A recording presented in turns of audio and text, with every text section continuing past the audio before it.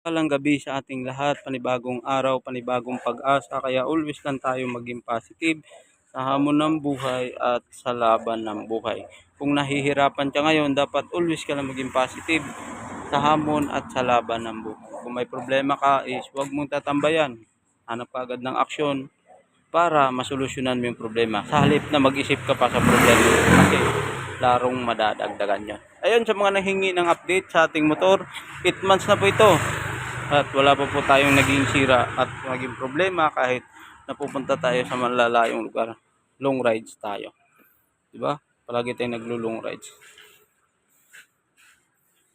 Yun, pakita ko sa inyo yung motor natin. I-on muna natin kasi guys, ang ginagawa ko dito para iwas sira yung motor natin is 5 minutes ko bago ko i-start yung motor. Ayan, napapansin nyo, di ba? Oh. 2,383 udo pa tayo. Diba? 2,383.5 kilometer. Diba? Ayun, pag-uusapan natin dito. Bakit ginaganyan ko yan? Is napaka-basic lang to guys. Nasa inyo. Kaso mahirap to sa mga lalo na magmamadali. Pagising sa umaga. Pero may diskarte kasi dyan kung paano nyo gagawin. Ayun, after 5 minutes saka natin i-start yung motor. Diba? Kung bakit ganyan. Yan yung ginagawa ko at walang naging problema kahit sa long ride ako. Ang kagandahan dito is wala akong naging problema sa short ayun.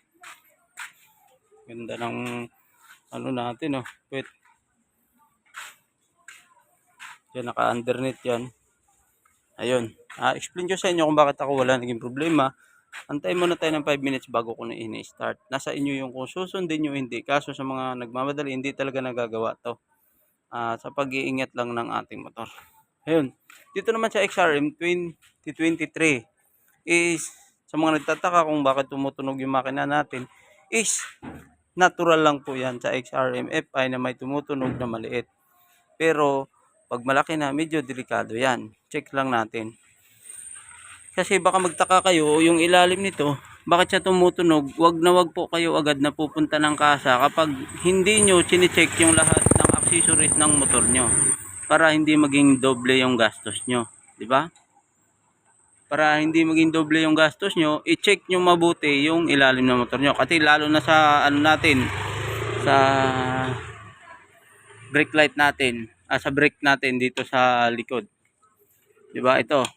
Yan, kung nakikita nyo yan, kailangan is double check nyo to kasi may spring to sa ilalim. Ayan, kung nakikita nyo. Ayan. Itong spring na to, kapag umandar to, is medyo maingay siya. Check nyo lang kasi baka lumuwag o kaya itong mga tornilyo na pinagtatalpak natin dyan. Check nyo mabuti o kaya dito, sa ilalim ng tambutso natin, baka maluwag yung tambutso natin. Wag na wag kayo pupunta agad ng kasa kasi delikado po yun. Makapapagastos ka na malaki dyan. Kaya ingat lang tayo para maiwas tayo sa gastos at ang tawag dito, iwas din tayo sa abala. Lalo na pag yung motor is ginagamit natin. 'Di ba? Ayan, baka malapit na mag 5 minutes saka natin i-start. Paringin ko sa inyo yung tunog. Medyo nung pagdating nito is tumutunog talaga siya. Maliit siya na tunog pero natural lang po yun. Huwag po kayo mabahala. Maganda po talaga yung XRMF ay lalo sa mga long distance kapag nakaano kayo. Explain ko sa inyo ano yung mga gamit natin dito. Yung shock natin is 400mm. Kasi kaya bakit ako nag 400mm? Kasi gusto ko parang yung likod niya is kadalasan ng underbone is nasa harap. Yung ang ginawa ko is nasa likod yung underbone ko kaya kitang-kita yung ilalim 'Di ba? Napakasulit. Nag 370 ako pero hindi ako hiyang. Ang ginawa ko, nag-upgrade ako, 400mm na siya. Ang standard po natin sa shock is 310 to 320 sa lahat ng mga motor na inaano natin. Ayan, naka GRP pala yung swing arm natin. Sa mga nagtatanong sa swing arm, kung gusto nyo yung swing arm, is dapat mag plus 2 lang kayo. Huwag kayong umano sa long distance kasi delikado po yung plus 3. Yung plus 3 natin is goods lang yun kung pang motor shoe. Diba? Kasi mas maganda talaga ang tindig niya. Ayun, isa sa mga dahilan pala dito kung bakit maganda yung tunog pa rin ng motor natin at iwas sira at iwas abala sa biyahe is yung tambutso natin, yung pipe natin is original pa yan. Hindi natin dyan pinapalitan. Isa sa mga dahilan yan kasi kapag pinalitan mo yan, nagbabackfire yung tawag nito, yung ano niya sa loob, yung apoy pumapasok at bumabalik sa makina yan. Kaysa sa mga dahilan bakit nasisira yung ating motor. Yes, sumusunod kasi tayo sa mga uso na para sa tambucho maganda tunog. Maganda talaga. Kaso ang naging problema natin 2 to 3 years o ilang buwan lang is sira na yung makina natin. 'Di ba? Delikado na yung makina natin. Ayun. Ayun, ito naka 5 minutes na tayo. Start natin 'to. Para makita nyo yung tunog magtaka kayo. One start lang yan. Ayan, sa 8 months ko nito is wala pa naging problema yung battery, yung ilaw, circuit natin. Ayan. Kita ko sa inyo. Ayan, di ba? Pansinin nyo. Ayan yung tunog na yan. It's normal lang po yan. Huwag po kayong kabahan. Kasi baka magtaka kayo, tumutunog na sa loob ng makina. Dito po yan sa ilalim sa may spring. Dito po sa mga accessories ko yan na kinakabit ko. Pero yan, nung nagdala na nito is may tunog na talaga siya. Pero check nyo lang din mabuti. Hindi po yan yung dahilan. Baka kasi minsan hindi natin nalalaman yung sa tambucho natin ito, kagaya nito. Yan, dyan yung dahilan. Basta check nyo lang mabuti. Ayun, sa manobela po natin is pinalitan na rin yan. Bago po ito dumating sa akin is nakabili na po ako ng mga accessories. Ayan, hayaan ko yan. Saka ko siya pipigain up. Napaka ano lang ng basic na to guys. Kung susundin nyo o hindi. Ayan, napaka simple lang naman ng basic ko dito. Ayan yung motor natin yung makikita nyo. Ayan, side mirror natin is pinalitan natin. Mahuhuli ba ito sa LTO? Hindi. Hindi pa naman ako naharang at hindi pa ako para. Dito lang ako naharang sa ilaw ko. Pero original po itong ilaw. Medyo maliwanag talaga siya. Pero legit po yung ilaw natin is wala pa tayong pinalitan dyan. Original po yung ilaw natin. Di ba? Naririnig yung tunog na yan. Baka magtaka na naman kayo. O sira na yung motor. Hindi. Natural lang po yan. Gumaganyan yan. Ngayon, after mga 3 minutes o 2 minutes, pwede mo na siyang pigain dahan-dahan. Yan yung ginagawa ko. Para iwas sira yung ating motor. Nasa inyo naman yun kung susundin nyo hindi. Kung gusto nyo talaga din na magtagal yung motor nyo at wala maging problema is yan, dahan-dahan. Huwag yung bibiglain yung pag ganun-ganon. Yung ganun-ganon yung ginagawa nyo. Nako, isa sa mga delikado yan. Lalo na pag bagong andar pa lang. Yan. Ngayon, ang ginagawa ko dito para mas matindi pa at maganda yung motor natin at wala naging problema, every 500. Magtatanong kayo, pang-apat na change oil ko na to. Di ba? Every 500 kilometer is nag-change oil na ako. Nasa inyo po yun if susundin nyo o hindi. Sa akin, sinishare ko lang sa inyo kung ano yung ginagawa ko. At walang naging problema na kahit anong biyahe. Di ba? Ayun, dito naman tayo sa gulong ko. Ano ba tong gulong ko? Yung gulong ko is tubeless siya. Pero hindi ko siya pina-tubeless. Guma pa rin siya, entriol pa rin siya. Kasi alam mo kung bakit. Yung doon tayo sa original na gulong natin is mabilis siya kahit thumbtacks o kahit bala ng stapler, maaaring mabutas. Ito, malabo kasi matibay at matigas. So, ang bili ko po pala dun sa gulong ko is 6.5, dalawa na. Pilot Street po yun. Ayan o. Ayan yung tatak ng ano ko, nakikita nyo. Ayun. Naka 90 by 80, 17 po tayo sa likod. Yung harap naman natin, yan. Review ko na to sa inyo para ano. Ayan ba yung harap? Ayan, papakita ko sa inyo 80 by 80 by 17 yung harap natin. Pero hindi po yan sa standard.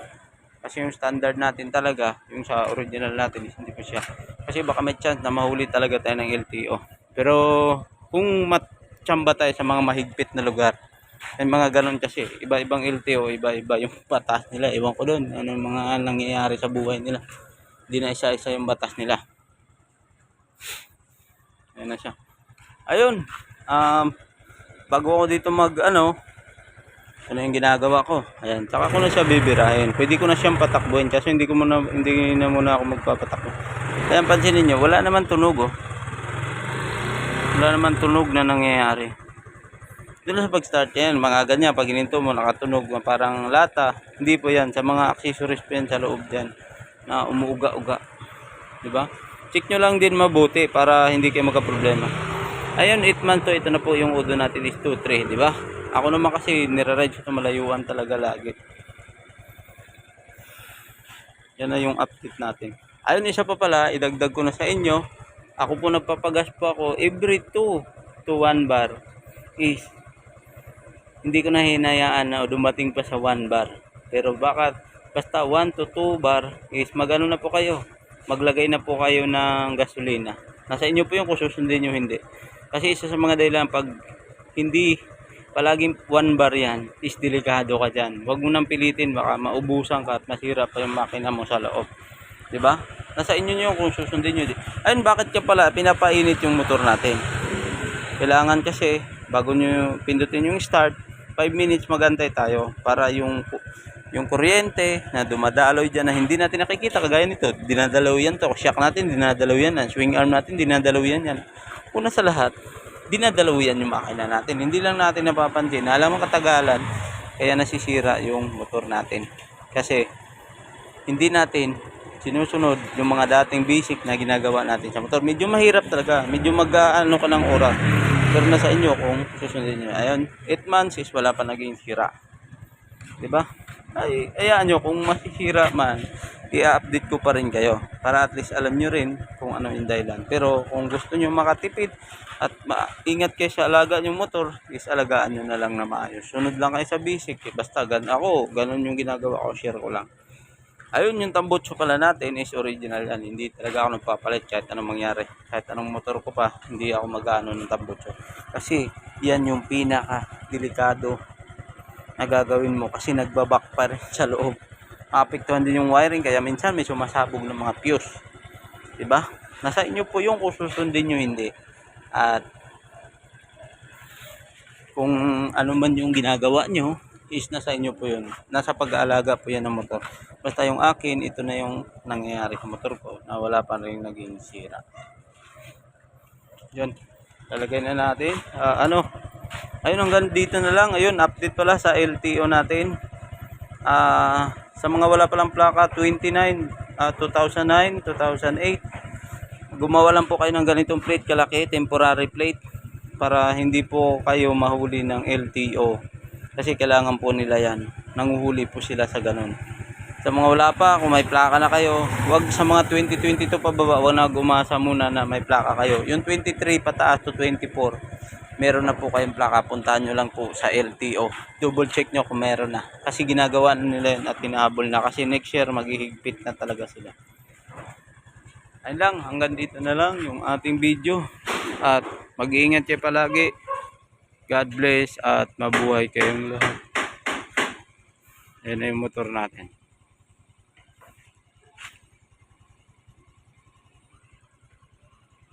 Let's go. Salamat pala sa lahat na nag-subscribe sa aking YouTube channel, sa Joe Kayakap TV.